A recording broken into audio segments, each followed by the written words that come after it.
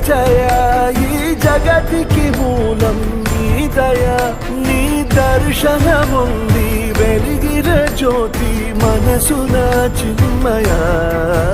పరమాణువు రూపం విశ్వాకార